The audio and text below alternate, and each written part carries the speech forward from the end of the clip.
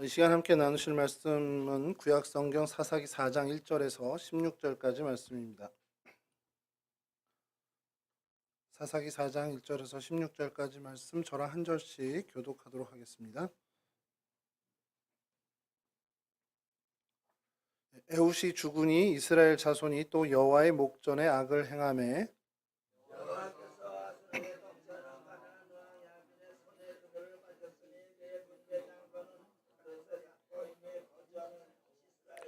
야빈 왕은 철병거 900대가 있어 20년 동안 이스라엘 자손을 심히 학대하였으므로 이스라엘 자손이 여호와께 부르짖었더라.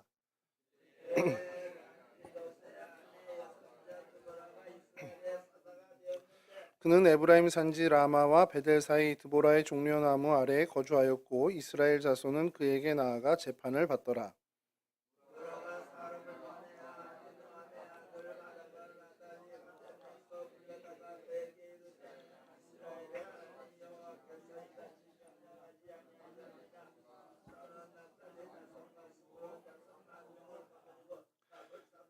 내가 야빈의 군대장관 시스라와 그의 병거들과 그의 무리를 기손강으로 이끌어 내게 이르게 하고 그를 내 손에 넘겨 주리라 하셨느니라.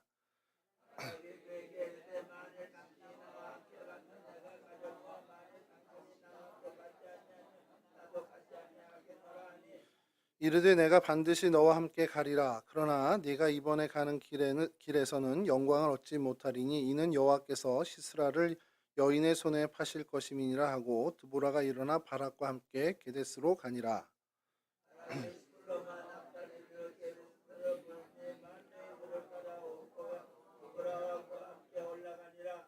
모세의 장인 호밥의 자손 중 겐사람 헤벨이 자기 족속을 떠나 게데스에 가까운 사난님 상수리 나무 곁에 이르러 장막을 쳤더라.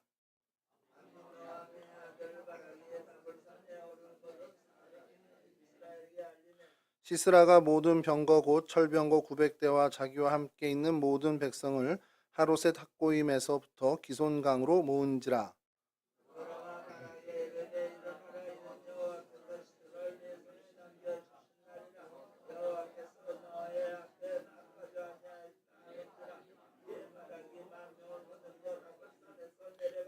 여호와께서 바락 앞에서 시스라와 그의 모든 병거와 그의 온 군대를 칼날로 혼란하게 빠지게 하시며 시스라가 병거에서 내려 걸어서 도망한지라.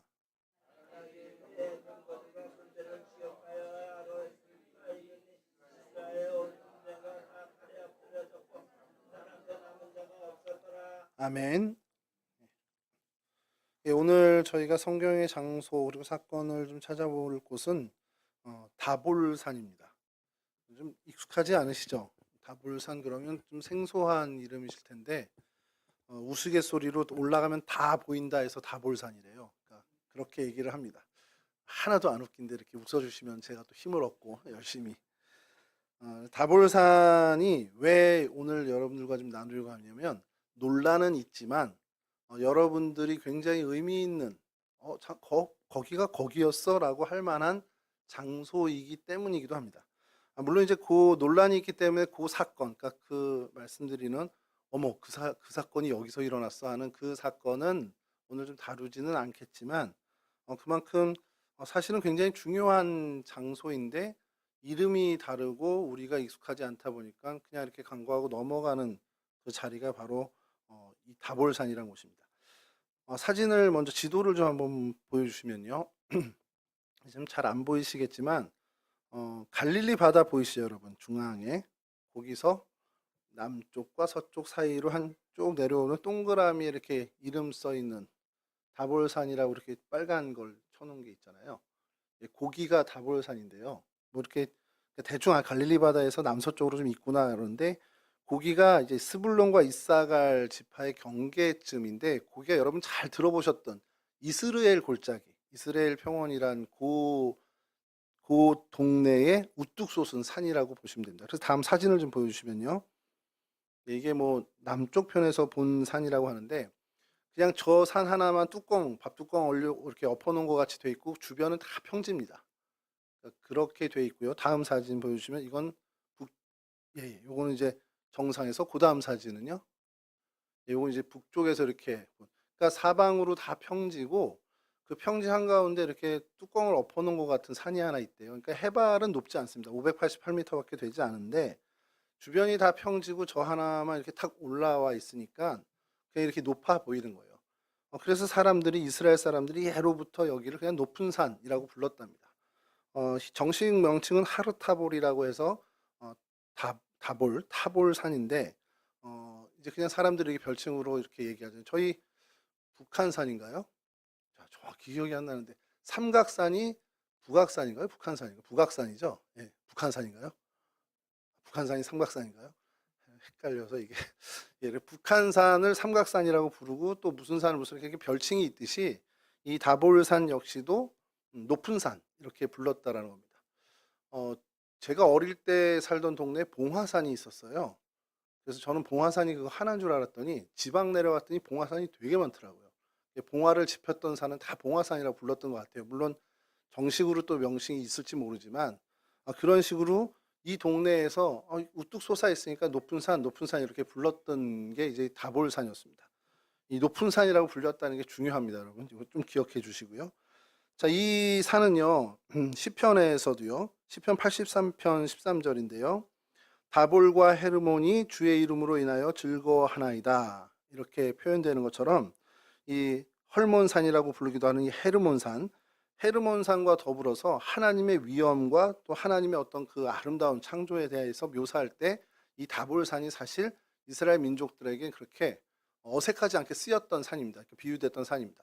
그러니까 저희 같은 경우에 다볼산을 이렇게 주목을 안 하다 보니까 별로 이렇게 인지도가 없는 거지 이스라엘 민족들 더더군다나 이제 시편이 지어졌던 이 다윗 시대 역시도 이 다볼산은 이스라엘 민족 가운데서는 그래도 인지도가 있고 하나님의 위엄을 그래도 나타내는 그런 산이었다라는 것이죠. 그뿐만이 아니라 이 신구약 중간기에 그 수리아의 안티오쿠스 3세 같은 경우는 이 지역이 굉장히 전략의 요충지라고 생각을 해서 요새를 건설하기도 했다라는 역사적 사실이 또 있습니다. 자, 이 다볼산 그러면 이게 구약에 이렇게 좀 유명하고 신구약 중간기에도 좀 이렇게 주목을 받았던 곳이면 신약 성경에도 좀 나와야 되지 않나 생각이 들지 않으세요? 예, 그래서 한번 좀 보여드리겠습니다. 다음 사진을 좀 보여주시면요. 예, 이게 뭐 같습니까, 여러분? 딱 봐도 누가 봐도 예배당이죠. 아닌가요? 근데 이렇게 지붕을 보면 큰 긴 지붕이 하나 있고 그 앞으로 작은 지붕 두 개가 있죠. 그러니까 소위 말하는 예배당이 세 개가 지어졌습니다. 예배당이 이제 기념 예배당이 세 개인 거죠. 여러분 세 개의 기념 예배당 그럼 뭐가 좀 신약에 연결되는 게 없어요? 세 개의 초막 이쯤 되면 이제 아실 텐데 모세를 위하여 엘리야를 위하여 주님을 위하여 초막을 짓겠습니다. 어디서 그렇게 했죠?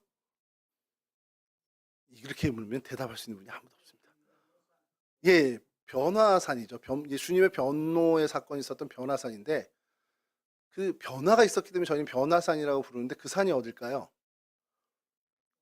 예, 이쯤 되면 눈치채셔야 되는데 전통적으로 로마 교회부터 이제 교회사에서는 주님의 변모가 있었던 그 변화산이 바로 이 다볼산이라고 이야기하고 있습니다. 근데 제가 왜 그러면 다볼산 지명에 대해서 얘기하면 예수님 변화 사건에 대해서 오늘 설교하겠구나 하셔야 될 텐데 이게 좀 논란이 좀 있어요. 그래서 그거는 좀 잠시 나중에 혹시 그 뭔가 확정된 어떤 고증이 돼서 성서 고고학에서 여기가 맞아 아니면 저기가 맞아라는 게 나오면 그때 다시 말씀드리고요. 근데 전통적으로 교회사에서는 이 다볼산이 주님의 변모산, 변화 사건, 변모 사건이 있었던 그 변화산으로 이야기하고 있습니다. 그래서 로마 시대에 교회가 지어진 겁니다.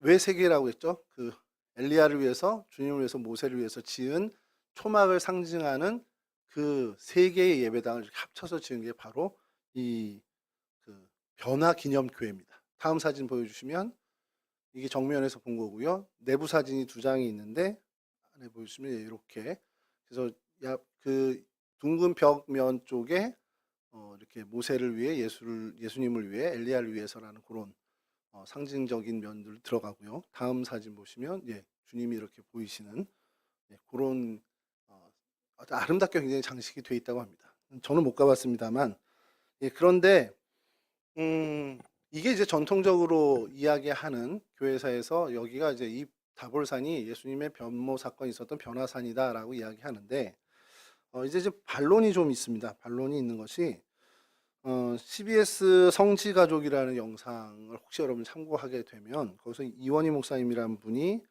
이제 이 부분에 되게 상세하게 설명해 주는 그 하나의 이제 강의가 있습니다. 무슨 이유이냐면 요 변노산 바로 직전에 있었던 사건이 뭐냐면 베드로가 예수님을 향해서 주는 그리스도시요 살아계신 하나님의 아들이십니다라는 멋진 고백을 하죠. 그게 어디냐면 빌립보 가이사라 빌립보입니다. 가이사라 빌립보에서 바로 그 다음 이제 변모산 사건이 일어나는데 엿새의 기간이 등장을 해요. 엿새 후에라는 표현으로 이제 시작이 됩니다. 물론 이제 이 가버나움 가이사라 빌립보에서 다시 아래쪽으로 내려가서 이 다볼산에 가는 그 기간이 될 수도 있지만 그렇게 이제 전통적으로 해석을 해왔지만 가이사라 빌립보에 가까이에 있는 헤르몬 산이 있을 거라는 거죠. 헤르몬 산 지난번에 말씀드렸지만 2,800m가 넘잖아요. 그리고 그것이 정말 어떤 물리학적으로 봤을 때도 높은 산이라는 거죠. 거기에 올라서 그 엿새 동안 이제 그 머물든 이제 오르는 시간까지 다 해서 내려오는 시간까지 해서 엿새 동안에 있었던 일들을 이야기한 것이다라는 새로운 해석이 등장을 했습니다. 그리고 주님께서 하얗게 이제 변모되는 그 모습과 헤르몬산 같은 경우는 만년설이 좀 있으시 이제 조금 추운 계절이 되면 눈이 좀 쌓이는 그런 어떤 모습에 그런 것들 좀 연관을 짓는 좀 많은 어떤 노력들이 있습니다. 고고학적으로 그렇게 해서 헤르몬산이 아닐까라는 추정들이 있었고요. 근데 이제 그 헤르몬산이 변화산에 더 가까워라는 증거가 많다기보다는 다볼산이 아닐 거야라는 추정들이 더 많은 겁니다. 그러니까 쉽게 얘기해서 이게 맞어라는 어떤 얘기들이 많은 증거들이 많은 게 아니라 저쪽은 아닐 거야라는 이야기들이 더 많은 거죠. 왜냐하면 다볼산에 결정적으로 당시에 로마 군영이 그 다볼산에 있었다라는 거예요. 그러니까 소위 말하는 저희 이렇게 좀 올라가면은 그 군부대가 이렇게 있으면 좀 민간인이 잘 접근을 못 하잖아요. 그런 식으로 다볼산에 당시 예수님 시절에 로마의 큰 군영, 그러니까 주둔지가 있었기 때문에 그곳에 이렇게 좀 접근하기가 쉽지 않았을 거다라는 얘기를 합니다. 그래서 높은 산이기도 하니 이 헤르몬 산이라고 추정을 하는 주장들이 생겨서 지금 계속 이렇게 좀 이야기하고 있죠. 되게 재미난 것은 히브리 대학에 있는 이강근 목사님은 다볼산이라고 계속 적극적으로 주장하고 여러 방송 출연해서 그렇게 얘기하고 계시고 말씀드렸던 이원희 목사님은 CBS 등과 같은 여러 곳과 또 이 김성일 작가 이제 이태원 교회 장로님이시죠. 그분 역시도 헤르몬산이라고 주장하는 이제 국내에서도 이렇게 논란이 좀 많이 있어서 이 다볼산에 예수님 변화하셨다는 변화 사건을 가지고 이렇게 해서 설교를 하기엔 조금 부담이 됩니다. 그래서 그 사건은 좀 잠깐 접어두고 이 다볼산에 대해서 좀 다른 사건에 대해서 오늘 좀 말씀을 나누려고 합니다. 여하튼 이 다볼산이 이러한 그 스토리를 갖고 있다라는 거. 그래서 사실은 이 다볼산은 뭐 이렇게 장소와 사건에 대해서 말씀을 나누려고 할 때 전혀 후보에도 들지 않았던 장소인데 근래 이 논란이 조금 뭐 조금 몇 년 됐습니다만 이 논란들이 계속해서 이야기되고 있다가 우연찮게 또 예전 자료들을 보다가 제가 지금 이제 보게 된 거죠. 그래서 이것도 괜찮겠다. 다볼산에서 있었던 이야기도 그리고 다볼산 자체도 한 번쯤 우리 성도들과 좀 이야기를 나누면 좀 좋겠다는 생각이 들어서 이제 오늘 다볼산을 좀 말씀을 같이 나누기로 했습니다. 아까 말씀드렸던 높은 산이라고 불렸던 이것이 사실은 결정적인 계기였어요. 다볼산이 변모산이다라고 변화산이라고 이야기하게 된 것이 그 지역의 모든 이스라엘 사람들이 그냥 높은 산 하면 다볼산을 지칭했다라는 것이 성경에도 엿새 후에 높은 산에 제자들과 함께 올라가신다라는 기록이 남은 것처럼 그래서 이 높은 산은 당연히 다볼산이라는 것이 교회사에 전통적으로 계속해서 주장되어져 왔다는 겁니다. 마태복음 17장 1절이 이렇게 됩니다. 따로 높은 산에 올라가셨더니 이렇게 시작이 됩니다. 높은 산이라는 것, 뭐 당시에 뭐 이스라엘 그 지역에 뭐 그렇게 높은 산은 헤르몬산 외에는 그렇게 있지 않고, 근데 이제 사람들이 지칭하는 높은 산. 요 이야기를 좀 여러분들이 이해가 쉽게 하려면 어떤 이야기냐면 그 모세의 출애굽 때 홍해를 건넌 사건이 있잖아요. 근데 홍해를 건너는 그 기사를 지금 성경 원본이 없으니까 많은 사본들에서 홍해를 갈대바다라고 이렇게 칭하는 경우가 많이 있습니다. 그러니까 이제 이 역사학자들, 그러니까 인문학의 어떤 고고학자들은 이게 진짜 바다를 건너는 게 아니라 갈대밭. 그러니까 갈대밭이 너무 광활해서 사람들이 갈대바다, 갈대바다라고 하는 것처럼 그런 갈대를 그러니까 그러니까 갈대밭을 통과한 거를 이제 홍해를 건넜다라고 이야기한다라고 이제 굉장히 이제 인본적인 시각에서 얘기를 하는 거죠. 그래서 사실은 어떻게 보면 그게 어, 성서 고고학이 아닌 일반 고고학에서는 정설처럼 되어지고 있는 분위기였습니다. 근데 결정적으로 이제 발견하게 된 것이 무엇이냐면, 여러분 우리 서해를 뭐라고 부르죠? 저희 나라는 서해 앞바다를 서해라고만 부르지 않고 다른 명칭 있잖아요. 저만 그렇게 듣나요? 우리 장로님은 황해라고 하잖아요. 영화 황해도 뭐 잘 만들었지만 이스라엘 민족은 당시에 뭐 그런 기록들이 없었고, 이집트에서 이 홍해를 어떻게 보면 만조나 뭐 간조 요런 사이에 그 해변에 갈대가 많았는지는 모르지만 그 바다를 그냥 지칭해서 그냥 갈대 바다라고 지칭했다라는 기록들이 이제 나온 겁니다. 그러다 보니까 그 홍해를 건넌 것이 갈대 바다를 건넜다 해도 그게 진짜 실제 갈대 바다가 아니라 우리가 황해라고 부르는 것처럼 누런 바다라고 부르는 것처럼 갈대가 많은 바다였다라고 해서 그 갈대. 그리고 실제로 물이 싹 이게 빠졌을 때 그 밑에 해초들이 갈대로 이제 지칭이 됐기 때문에 그렇게 이제 이야기한. 그래서 당시의 사람들, 당시 그 시대의 사람들이 그곳을 어떻게 불렀느냐가 굉장히 중요하다라는 거예요, 고고학적으로는. 그런 면에서 주님의 변모 사건이 있었던 산이 어디냐라고 했을 때 성서 고고학자들은 당시에 이 그 지방 사람들이 불렀던 높은 산이라는 곳이 어디냐 했을 때는 이 다볼산이 유력하게 지목이 됐고, 교회는 정통적으로 지금까지 다볼산을 변화산으로 이렇게 인정하고 오던 분위기였습니다. 예, 그런데 이제 새로운 또 이런 기록들이나 문헌이 로마군의 주둔지였다라는 것도 나오고 이렇게 하면서 요즘 좀 논란이 이제 되고 있어서 한번 좀 여러분과 좀 이야기를 이렇게 나눠주면 좋겠다라는 생각을 좀 하게 된 거죠. 자, 이 성경에 다볼산이 등장을 하는데 그렇게 많은 사건이 있지 않습니다. 이 다볼산은요. 먼저 오늘 본문 저희들이 좀 하려고 했던 나누기를 원했던 이 내용 중에 드보라가 야빈과 싸울 때 이제 바락으로 하여금 이 시스라를 격파한 곳이 바로 이 다볼산으로 이제 등장을 하죠. 오늘 본문입니다만 사사기 4장 6절에서 9절까지 말씀을 제가 다시 한번 좀 읽어드리면요. 드보라가 사람을 보내어 아비노맘의 아들 바락을 납달리 게데스에서 불러다가 그에게 이르되 이스라엘의 하나님 여호와께서 이같이 명령하지 아니하셨느냐? 너는 납달리 자손과 스불론 자손 10,000명을 거느리고 다볼산으로 가라. 내가 야빈의 군대장관 시스라와 그의 병거들과 그의 무리를 기손강으로 이끌어 내게 이르게 하고 그를 내 손에 넘겨주리라 하셨느니라. 바락이 그에게 이르되 만일 당신이 나와 함께 가면 내가 가려니와 만일 당신이 나와 함께 가지 아니하면 나도 가지 아니하겠노라 하니 이르되 내가 반드시 너와 함께 가리라. 그러나 내가 이번에 가는 길에서는 영광을 얻지 못하리니 이는 여호와께서 시스라를 여인의 손에 파실 것임이라 하고 드보라가 일어나 바락과 함께 게데스로 가니라. 자, 이 사건이 사사기에서 굉장히 중요한 사건 중에 하나입니다. 그리고 이 일이 일어난 곳이 바로 다볼산이라는 것이죠. 그 외에 또 미디안 왕 세바와 살문나가 기드온의 형제를 죽인 곳이 또 다볼산이라는 표현이 구약의 상군에 나오는데요. 사사기 8장 18절입니다. 띄워주시면 제가 이것도 읽어드릴게요. 이에 그가 세바와 살문나에게 말하되 너희가 다볼에서 죽인 자들이 어떠한 사람들이더냐 하니 대답하되 그들이 너와 같아서 하나같이 왕자들의 모습과 같더라 하니라. 기드온이 이제 미디안을 무찌르잖아요. 무찌를 때 이 세바와 살문나를 잡아서 이제 신문을 하는 과정에 너 다볼산에서 죽인 애들 있지 기억나지? 그 누구였어? 했을 때 너와 같아서 다 왕자들의 모습이었다 했을 때 기드온이 그 다음에 이어지는 말이 뭐냐? 내 어머니의 아들들이다라고 하면서 자기의 형제들을 죽인 것을 이제 알게 합니다.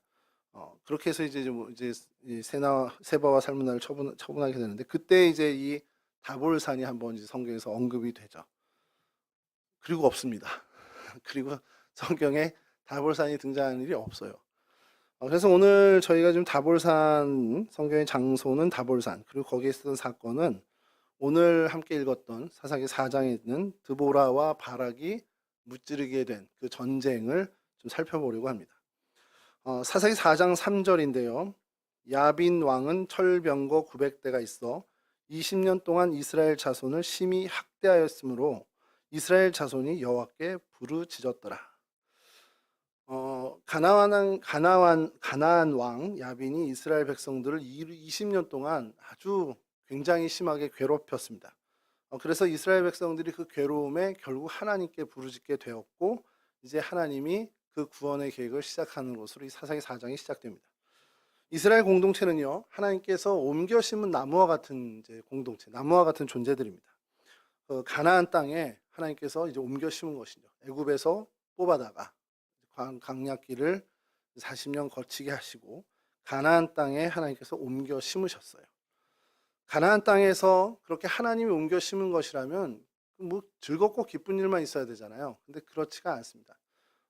목사님 새벽에 설교하실 때 바울의 어떤 전도 여정이나 신라와 함께 있었던 모든 그 여정들, 그러니까 주님이 가라 하셔서 갔는데, 그러면은 주님의 명령을 따라서 갔으면 평탄하고 형통한 일들이 일어나야 되는데, 뭐 옥에 갇히고 뭐 채찍에 맞고 하는 일들이 벌어졌을 때 당사자들은 굉장히 이제 억울할 수 있잖아요.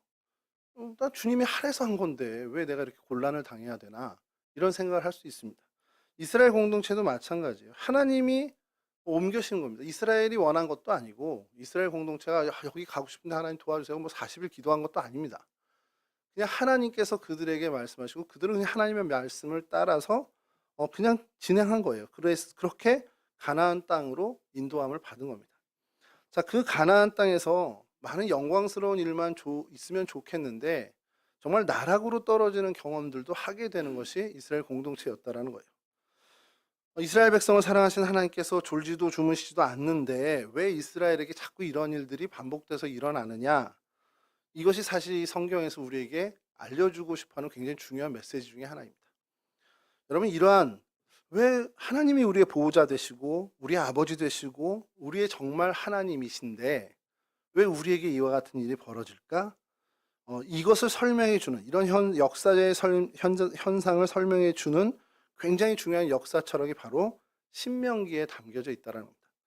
여러분들 한 번쯤은 들어보셨을 거예요. 신명기 사관, 이 얘기를 들어보셨을 거고, 또 그와 반대라기보다는 좀 비교되는 사관이 역대기 사관이라는 것을 혹시 들어보셨을 수 있습니다. 신명기 사관은 뭐냐? 이스라엘 백성의 운명, 그러니까 하나님의 백성의 운명은 하나님에 대한 그들의 태도에 따라서 결정된다라는 이 역사관, 그것이 바로 신명기 사관입니다. 그러니까 어떻게 이 사람들의 형편과 이들의 어떤 앞길이 결정되느냐, 뭐 이들이 어떻게 보면 운이 좋게 뭐 IT 기업에 하고 뭐 어떤 코인에 투자해서 뭐 번져, 이런 게 아니라 하나님에 대한 그들의 태도가 어떠냐에 따라서 그들의 앞길이 결정된다라는 거예요. 그것이 신명기 11장 26절에서 28절에 하나님께서 말씀하신 신명기 사관의 대표적인 부분입니다. 함께 읽으실까요? 요건요. 신명기 11장 26절에서 28절입니다. 내가 오늘 복과 저주를 너희 앞에 두나니 너희가 만일 내가 오늘 너희에게 명하는 너희의 하나님 여호와의 명령을 들으면 복이 될 것이요, 너희가 만일 내가 오늘 너희에게 명령하는 도에서 돌이켜 떠나 너희의 하나님 여호와의 명령을 듣지 아니하고 본래 알지 못하던 다른 신들을 따르면 저주를 받으리라. 아멘. 이렇게 하면 복이 될 거고 저렇게 하면 저주가 될 거야 라는 모세의 사실 마지막 유언입니다. 모세의 명확한 선포, 이것이 바로 신명기 사관의 가장 기본이 되는, 근본이 되는 이야기라는 거죠.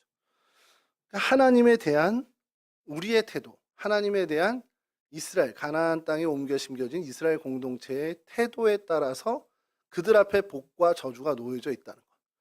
그러니까 하나님 명령 따라서 옮겨져 왔으면 영광스러운 일만 있어야 되는데 왜 이렇게 나락까지 떨어져? 그것은 결국 그들의 태도에서 찾아봐야 된다는 거죠.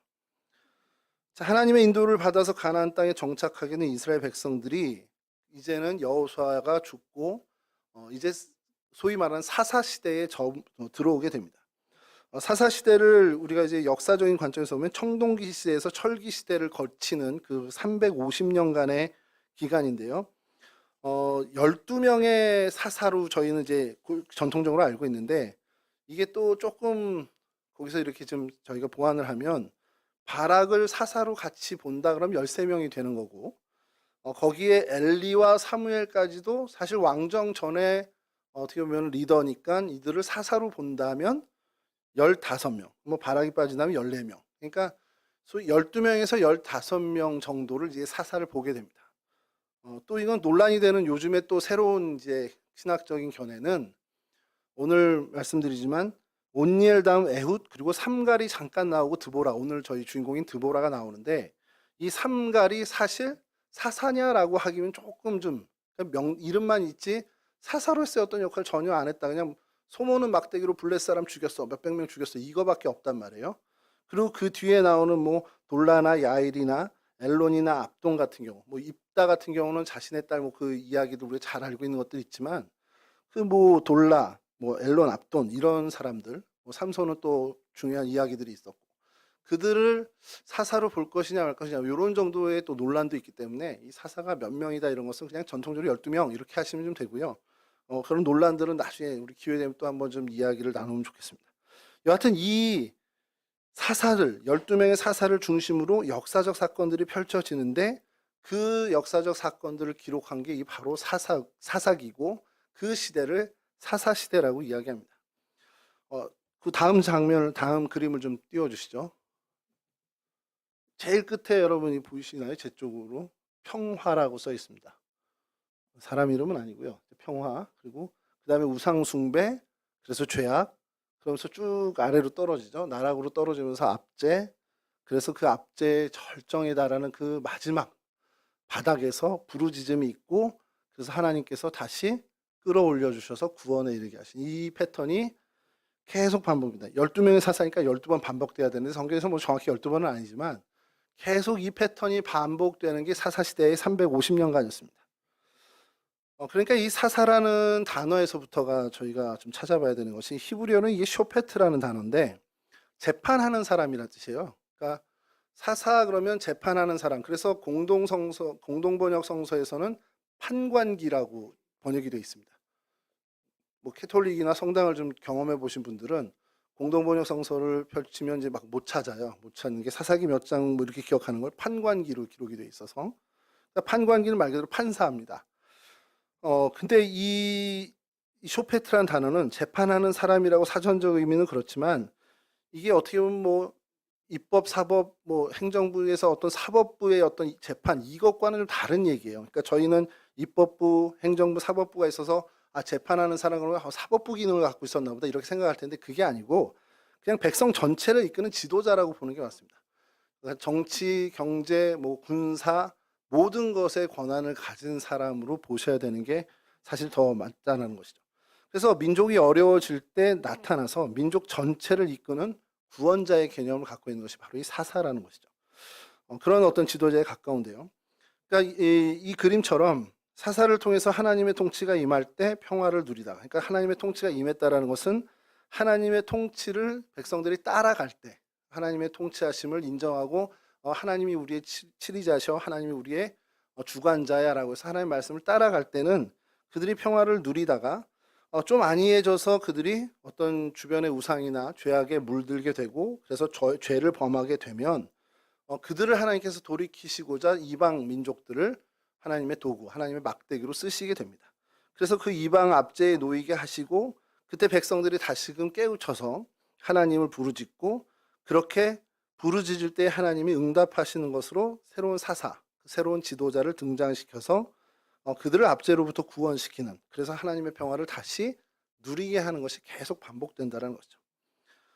이 사사 시대가 반복되는 것 중에 오늘 저희가 초점을 맞춘 것은 바로 이 드보라 사사 시대입니다. 모압의 압제에서 벗어나서 80년간 평화 시절을 누리다가 이제 아까 저 패턴처럼 또 이들이 안이해지고, 그래서 죄악에 물들게 되고, 그래서 하나님이 이들을 돌이키시기 위해서 이번엔 가나안을 사용하십니다. 가나안 왕 야빈을 사용해서 이들을 20년 동안 심하게 학대하게 됩니다. 그 학대에 견디다 못해서 이제 그 마지막 바닥에서 하나님께 다시 부르짖죠. 그래서 하나님은 다시 이번에도 구원자, 그 사사, 지도자를 허락하셨는데 그때 등장한 사사가 오늘 저희가 보는 드보라. 근데 주목해야 될 것은 여성 지도자, 여자 사사라는 것이죠. 누군가의 딸이었고 또 아내였고 어머니였고 며느리였을 겁니다. 그런 어떤 여성으로서의 여러 역할을 감당하는 그런 분이 이스라엘의 최고 지도자 역할을 하는 멀티플레이어가 된 거죠. 우리나라 우경진 교수라는 분이 수원대학교 교수님이신데 이분이 이 드보라에 대해서 설명을 하면서 재미난 글을 올리셨어요. 드보라의 리더십을 그 전까지는 여성 리더십으로 얘기했습니다. 왜냐하면 드보라 사사기를 저희가 읽어보면 알지만 드보라의 그 사사의 활동은 좀 달라요. 다른 사사랑은 다른 것이 바락을 세우고 바락으로 하여금 이렇게 하나님의 일을 하게끔 하죠. 그래서 여성 리더십 뭐 이렇게 얘기를 하는데 이분은 그 여성 리더십으로 부르기보다 좀 더 적절한 표현이 엄마 리더십, 어머니 리더십이다라고 이렇게 부르는 거 그렇게 표현을 합니다. 그래서 제가 뭔가를 해서 읽어봤더니 조직원 간의 어떤 경쟁보다는 팀워크를 이끄고 의사소통을 중요시하고 상명하달식보다는 서로 의견을 쉽게 교환할 수 있는, 그러니까 형제들끼리 형 누나 동생들이 서로 이렇게 편안하게 의견을 조율하듯이 그렇게 조직을 이끌어가는 리더십이 바로 이 드보라와 같은 리더십이라는 거죠. 그리고 오늘날 우리의 기업이나 조직에 앞으로는 이런 리더십이 더욱더 필요할 것이 세대가 다른 세대들이 이제 계속 올라오잖아요. 그러면서 그들에게 필요한, 그들을 함께 조직 안에서 어우르게 할 수 있는 리더십은 바로 이 어머니형 리더십이라는 얘기를 하고 글을 올린 것을 보게 됐습니다. 그런 관점으로 한번 이 사사기를 읽다 보니까 그런 것 같아요. 드보라가 어떻습니까? 뭐 재판을 행하는 판사로서의 등장의 모습은 있습니다.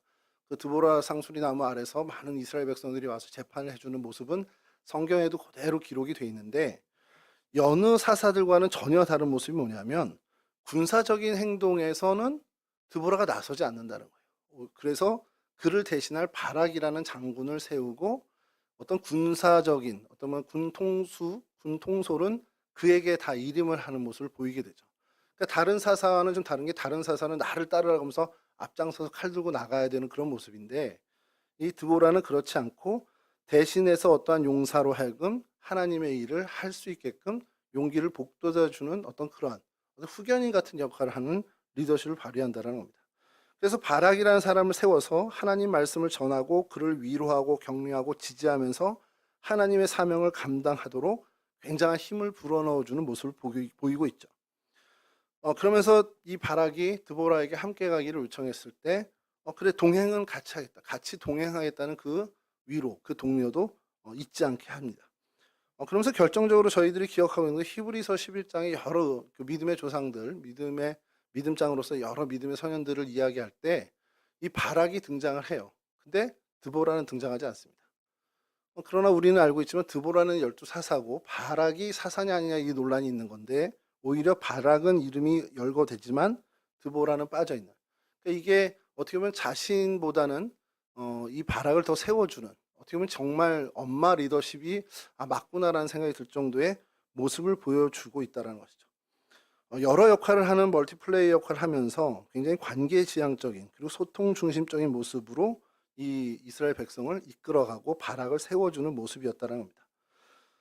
그 모성의 리더십 관점에서 이렇게 볼 때 굉장히 탁월한 장점을 갖고 있는 드보라를 그리고 또 바락이 그의 수혜자를 우리가 좀 바라보게 되는데 오늘은 이 부분에서도 좀 얘기할 부분이 있겠지만 사실은 이 부분보다는 짧게 좀 다루겠습니다만 이 사명을 감당하는 관점, 그러니까 사명자의 관점에서 좀 이 사건을 좀 바라보고 싶어요. 드보라의 이름은 벌 혹은 꿀벌이라는 뜻을 갖고 있으니까 별 그다지 의미 없는 이름입니다. 왜 그랬을까? 딸을 낳았으니 그냥 별 의미 없는 이름을 붙여준 거겠죠. 그 시대가 그랬습니다. 고대 근동 사회는요 그냥 남자 중심 사회입니다. 그리고 그 지역은 오늘날도 여전히 남자 중심의 사회예요. 뭐 무슨 여성 인권 뭐 이러면서 저희가 얘기하지만 그냥 정말 먼 나라 이야기입니다. 여성에게 운전면허를 허용한 게 몇 년 안 됐어요. 그 길에서 이렇게 히잡 없이 다니게 하는 일도 정말 최근에 일어나는 일이지 별로 그 근동 지방이 아직도 그렇습니다. 지금도 그런데 지금으로부터 3000년 전에 여자가 선지자로 등장하는 사건이 있었다는 것은 이건 굉장한 일입니다. 이건 성경에서 한 줄로 표현하는 드보라가 이렇게 사사가 됐다. 이걸로는 표현할 수 없는 엄청난 일이라는 것이죠. 굉장히 혁명적인 일이고 예외적인 일입니다. 사회 정서적인 관점에서 볼 때 여자가 사사가 됐다. 그것은 오늘날 근동 지역에서도 굉장히 어려운 예외적인 일인데 그 고대의 근동 지역에서 일어났다. 뭐 이거는 뭐 말로 설명할 수 없는 엄청난 일이라는 거죠. 그리고 우리도 알지만 성경에서 사실상 드보라를 제외하면요, 여자로서 선지자며 지도자로서의 어떤 역할을 한 사람은 전무합니다. 없다라고 보는 것이 맞죠. 주목할 것은 드보라 선지자를 설명할 때 재판관 역할을 했다라는 것을 성경에서는 굉장히 도드라지게 표현을 한다라는 거예요. 사사기에 나오는 많은 사사들을 살펴봐도 이 모습을 가진 사사는 없습니다. 드보라, 이 여자 선지자인 여자 사사인 드보라의 이 재판이 사실은 거의 유일무이한 거죠. 뭐 이후에 무슨 사무엘이 했다는 건 좀 다른 얘기고, 이 사사 시대 같은 경우는 드보라가 다른 사사에 비해서 이 재판에 관련해서는 가장 탁월한 그런 어떤 사역을 했다는 것을 볼 수 있다는 겁니다. 아까 말씀드린 것처럼 에브라임 산지 라마와 베델 사이 드보라 종려나무 아래 거주하면서 이스라엘 자손은 그에게 나아가 재판을 받았다라는 사사기 4장 5절 말씀을 우리가 기억하죠. 자, 그리고 오늘 본문을 보니까 가나안 야빈 왕이 심한 학대를 하게 되고 이스라엘 자손이 하나님께 부르짖고 하나님께서는 이제 이 드보라를 들어서 이스라엘 자손을 구원하고자 하는 계획을 실행에 옮기시게 됩니다. 드보라가 선지자 역할을 하고 다른 사사들과는 달리 이제 그 전장에 직접 뛰어들지 않는, 그러니까 군사적인 어떤 리더십은 갖지 않았다라는 걸 말씀드렸죠. 그래서 하나님은 드보라 대신에 벼락, 뭐 천둥, 우레라는 이름의 뜻을 가진 바락을 그의 동역자로 세워주십니다. 그래서 드보라로 하여금 하나님의 명령을 그가 듣도록 하나님께서 이 일을 계속해서 진행하시죠. 이스라엘 자손이 울부짖고, 그래서 그 해결책으로 드보라와 더불어 바락을 세우시고, 그래서 사무엘상 12장 19절과 아까 말씀드린 히브리서에서 훗날 이들 구원자의 목록에 바락이 포함되길 정도로 바락을 하나님이 높여주십니다. 사무엘상 12장 9절에서 11절에 11절만 제가 좀 읽어드리면요, 이게 좀 여러분 헷갈릴 수 있어서, 여호와께서 여룻바알과 베단과 입다와 나 사무엘을 보내사 너희를 너희 사방 원수의 손에서 건져내사 너희에게 안전하게 살게 하셨거늘. 그러니까 사무엘이 이야기를 하면서 이스라엘 백성에게 하나님이 위기 때마다 너희를 건져내 주시지 않았냐. 여룻바알은 기드온인 건 다 아시니까 기드온도 보내주시고 베단과 입다와 나 사무엘을 보내서 너희를 건져주셨다 했는데 여기 베단이 누구냐? 이게 헷갈릴 수 있습니다. 자, 이게 베단이요. 여러분 히브리 성경의 헬라어 이제 역본이라고 할 수 있는 70인 성경이라는 게 있습니다. 여러분 들어보셨을 텐데, 이래서 셉투아진트라고 하는 그 헬라어 역본 70인 역에는 이 베단을 바락이라고 정확히 쓰고 있습니다. 그러니까 이 베단은 바락입니다. 그러니까 기드온도 보내주고 바락도 보내주고 입다 그리고 나 사무엘을 보내서 너희를 건져내주지 않았냐고, 사무엘마저도 이 바락에 대해서 구원자로서 역할을 어떤 이런 백성의 지도자로서 명확하게 이야기를 하고 있다는 거죠. 히브리서 11장 32절 아까도 말씀드렸는데 이것을 들려드리면, 내가 무슨 말을 더하리요? 기드온, 바락, 삼손, 입다, 다윗 및 사무엘과 선지자들의 일을 말하려면 내게 시간이 부족하리로다. 믿음의 장 히브리서 11장에서 여러 믿음의 선현들, 특별히 이제 하나님이 구원케 한 하나님의 도구로 이야기할 때 기드온, 바락, 삼손, 입다, 다윗 이렇게 등장을 한다는 겁니다.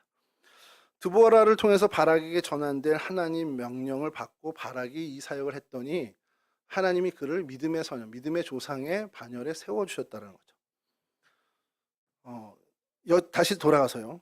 그래서 이 다볼산에서 이스라엘 골짜기 북동쪽에 있는 산으로부터 해서 가파른 이 언덕길 그리고 기손강의 범람 뭐 이런 것들을 통해서 어떻게 보면 이 가나안의 어떤 군사력 900개의 철병거를 완전히 무력화시키면서 전쟁에 대승을 하게 되죠.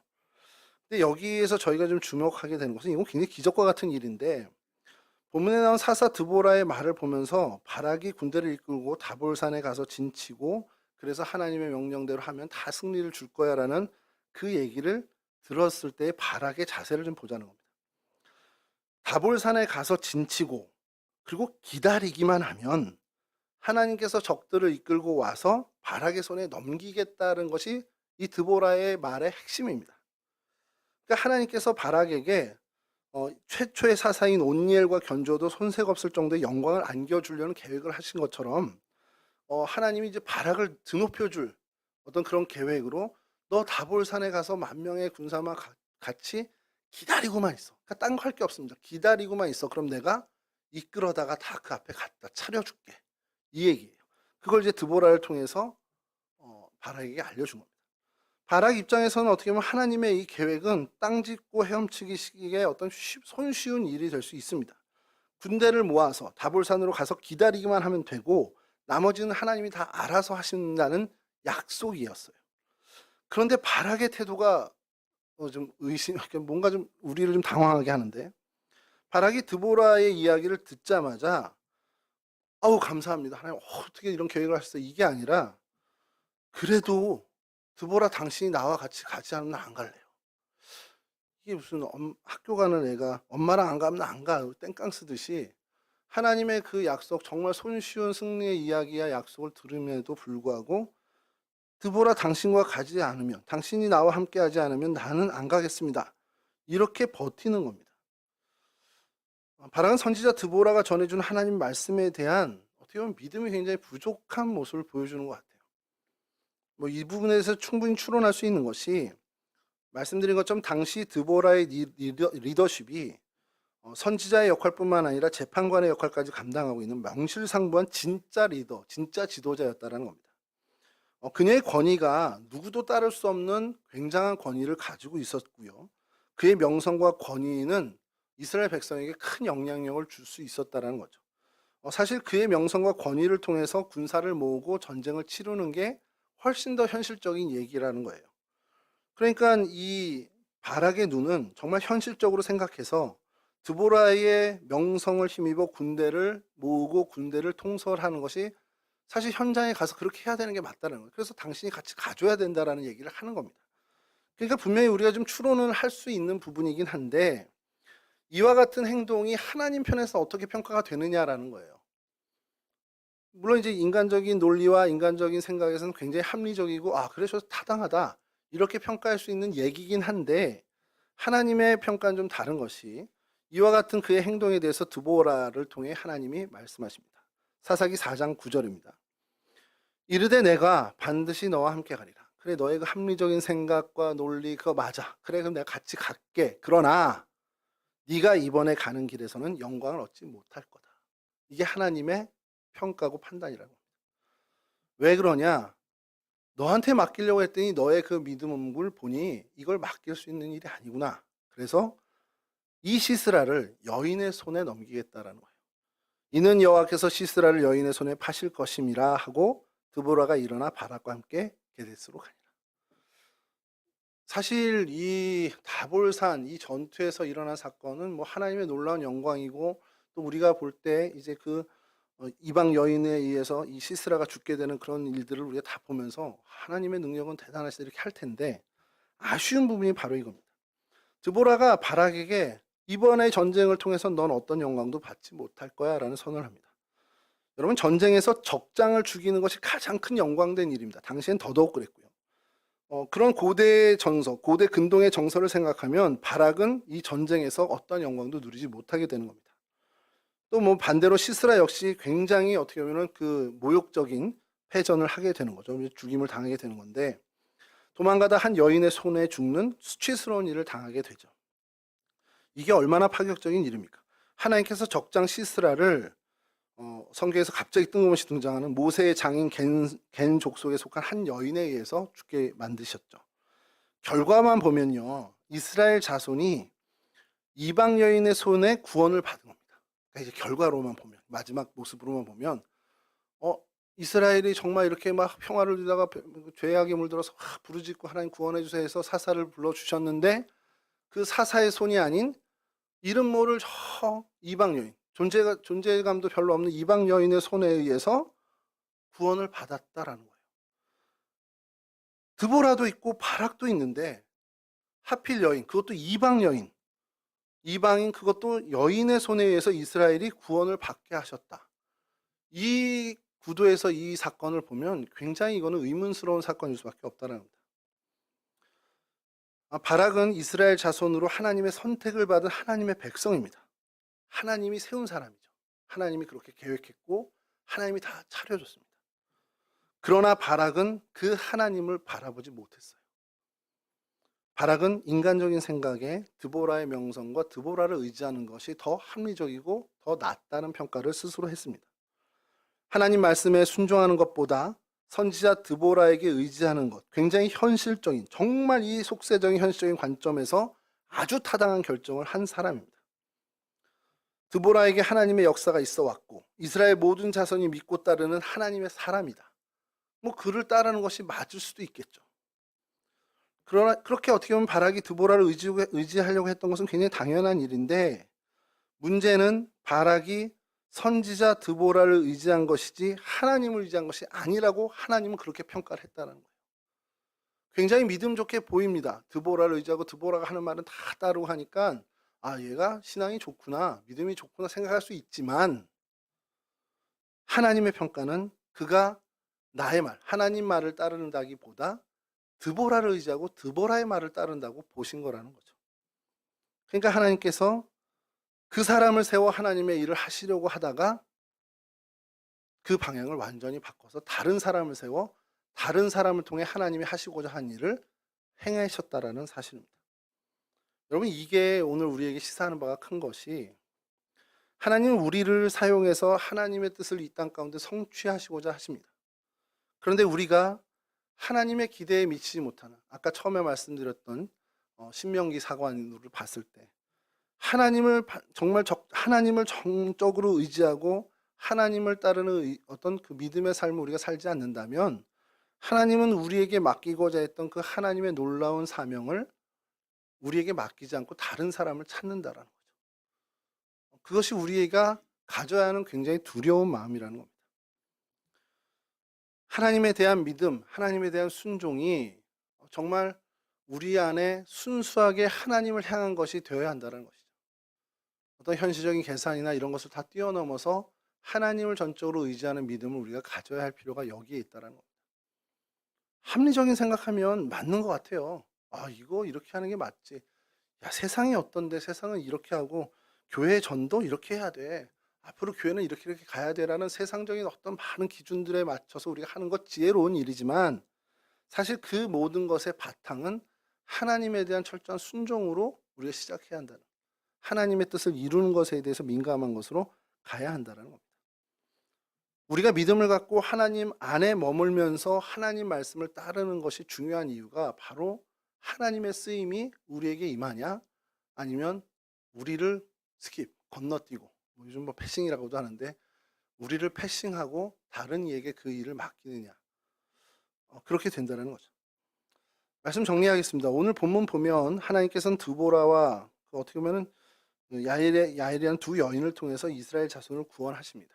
이 사건을 보면은 야엘이라는 이방 여인, 드보라라는 여자 지도자, 그렇게 보면서 하나님이 참 다양하게 사람을 쓰시는구나 라고 우리가 보지만, 맞아요, 그것도 맞고 그래서 우리가 정말 그 일을 찬양할 수도 있지만, 우리가 하나님에 대한 믿음과 순종을, 분량을 나에게 기대하신 하나님의 기대치를 못 미쳤을 때 그것이 나를 스킵해 간다는, 나를 패싱해 간다는 사실을 우리가 놓쳐서는 안 된다는 거죠. 많은 어떤 하나님이 다양하게 하셔서 이방 여인도 사용하시고 여자도, 당시에 말도 안 되는 그런 시대적인 어떤 그것을 다 돌파해서 여자 드보라 사사를 하나님 사용하셔서 참 하나님 놀라우신 분이야 라고 우리가 찬양하는 것은 잊지 않아야 되는 것이지만, 그것을 잊지 않은 것만큼 우리 자신이 패싱당하지 않는 그러한 부분에 있어서도 우리가 나를 늘 점검하고 살펴야 한다는 겁니다. 물론 이제 이러한 모든 과정 속에서도 하나님이 참 바락을 긍휼히 여기셔서 히브리서 11장에 있는 그 어떻게 보면 믿음의 조상 반열에는 서게 하셨지만, 아쉬운 거죠. 바락이 좀 더 드보라를 의지하는 그 믿음을 더 넘어서서 하나님께 철저히 순종하는 모습을 보인다면 그러면 그 어떤 이 전장의 주인공 야엘이 했던 그 시세라를 죽이게 했던 그 목까지도 하나님께서 그에게 주고 그가 온니엘이 누렸던 영광 이상을 누리게 하셨을 것인데 그것이 아쉽게 된다는 겁니다. 그리고 그 원인은 결국 자신의 하나님을 대하는 태도. 아까 말씀드린 신명기적 관점에서 가장 핵심되는 나의 하나님에 대한 나의 자세, 나의 태도라는 것. 그것을 봐야 된다는 것이죠. 바라기는 저와 여러분들도 매일매일의 삶과 우리의 일상 속에서 내가 하나님에 대한 태도를 어찌 갖고 있는지, 내가 하나님을 향한 나의 자세는 어떤지를 정말 민감하게 점검하는 그런 삶을 살았으면 좋겠습니다. 그러한 삶을 살 때 하나님은 우리에게 계획하신, 우리 개개인에게 계획하신 하나님의 놀라운 뜻을 우리 개개인의 모습을 통해서 이루어 가신다는 그 믿음으로 우리가 사실 수 있기를 간절히 바랍니다. 하나님을 향한 나의 자세, 나의 태도에 대해서 늘 어떻게 보면 승리하고 하나님의 기대치를 어떻게 보면 채워드리는 삶으로 우리가 살아가시기를, 그러한 믿음의 주인공들이 되시기를 주님의 이름으로 간절히 축원합니다. 우리 찬송하겠습니다.